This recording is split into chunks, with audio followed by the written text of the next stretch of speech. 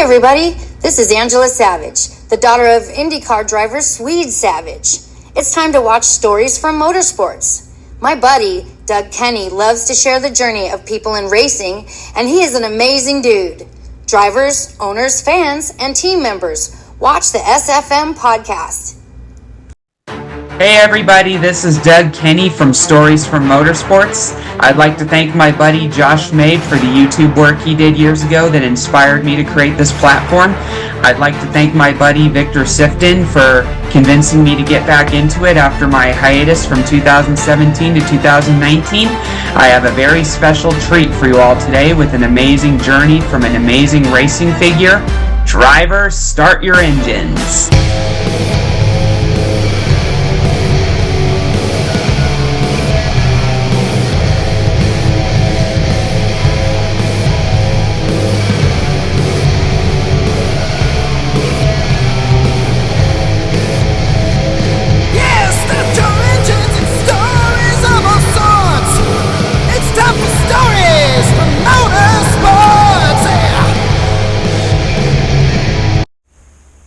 Okay, my name is Mathews.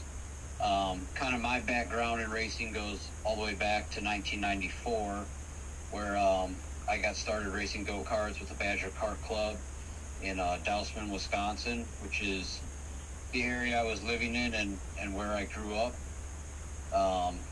Did that for 1 year and then moved on to the Mid-American Truck Series, which was a popular kind of sportsman level oval track racing series. They also had a Mid-American stock car series, and they ran kind of a car and truck series together. It kind of coincided with the initial growth of the NASCAR Craftsman Truck Series, so a lot of the regional short track racing areas kind of wanted a truck series to complement their car series, just like NASCAR did in the mid-90s.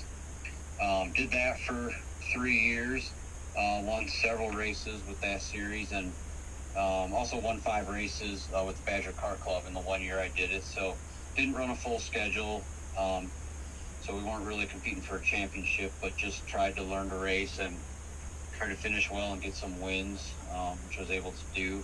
And then from there, moved into super late models, which is the big type of racing that's really popular in Wisconsin and the Midwest in general. And raced super late models all over Wisconsin especially, and northern Illinois, and some into Michigan and Ohio, and then also ran big events, down in Florida, speed weeks, and races like the All-American 400 at Nashville Fairgrounds.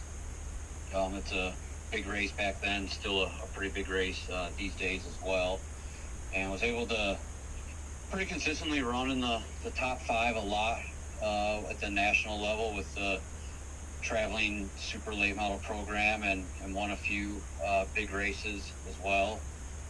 And then from there, moved on to the ARCA series and ran a partial schedule in 2006 with Eddie Sharp Racing. Did not win a race, but finished second at Michigan, and had several top 5s and a pretty good amount of top 10s. So, just did what I could with a partial schedule there, and was also working within the team, worked full-time at the shop during the week on the cars for myself and various other drivers that he had. It was a pretty big operation, ran like 3 or 4 different drivers at one time that year, so had almost, I think, 30 race cars we were taking care of in that shop. Then got probably as far as, like, if you're talking about bigger time, or like NASCAR type opportunities, was able to run a partial NASCAR Craftsman Truck Series schedule in 2007 with Bill Davis Racing, teammates with Johnny Benson and Mike Skinner at the time. It was a pretty well-supported effort by Toyota and TRD at the time. They were putting a lot of effort into the Truck Series. They hadn't really gotten into the Cup Series big yet back then, so it was actually a really good opportunity. We had really good trucks, really, really good engines and power with the TRD backing. Best result there was a pole at Kentucky Speedway, and finished 4th in that race. That was my best finish there. Was I think I ran 9 or 10 races that year. So never got the opportunity to run full time in the Truck Series. or any of the top 3 NASCAR divisions, but just that was kind of the peak of the oval track racing, and got to do it at a pretty high level. It was pretty cool racing back in that era when like Skinner and Hornaday and Sprague, Johnny Benson, a lot of the kind of old school guys were still in their prime and running full time. Kyle Busch was moonlighting, running a lot of races. Mark Martin was running like half the schedule, even Kevin Harvick. So it was actually a really, really hardcore, really cool time to be in the truck series. So I was thankful for that.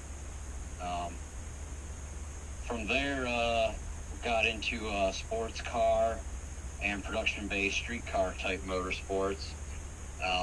Ended up going to work for Detroit Speed, which is a pretty large company that makes pro touring suspension for Camaros and Mustangs, and that kind of coincided with the initial growth and startup of all the streetcar and production-based series that have gotten so big over the last 15 years, and was kind of there right at the start of that. Was not planned at all, just kind of happened. They were looking for an engineer, and I'd always had a background in engineering, that always coincided with all the racing I was doing, and kind of went there to do that, and then also kind of ended up being kind of a test driver along with them, and they got really involved in the Optima Ultimate Streetcar Series and various other big standalone events. Good Guys Autocross has started to take off, in the late 2000s, and which is kind of a good fit for me with my driving background and technical and automotive design background as well. And then series like Grid Life came along in the 2000 teens, and got really big as they are now. And I kind of progressed into some of that after I left Detroit Speed. I started a company called After Dark Speed, which is kind of a similar concept, but much smaller and a little bit more hardcore, more motorsports focused than we were at Detroit Speed, and mainly focused on Corvettes. So that's what I'm doing now. As we speak, we're racing Corvettes, production-based Corvettes in Optima Ultimate Streetcar, Grid Life, Global Time Attack, SCCA National Time Trial Tour, any of the big standalone autocross events such as UMI, King of the Mountain, Muscle on the Mountain, SCCA, National Tour autocrosses and pro solos. So pretty much doing that. It's as the popularity of oval track racing in the country has shifted more to sports car and road racing, and the massive popularity boom of Formula One in the States, I think, has kind of moved some of that along, I guess, per se.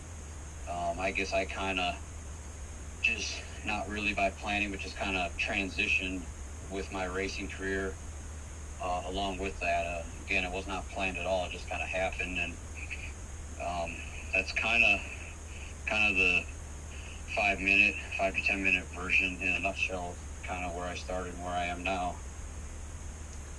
That's nice, man.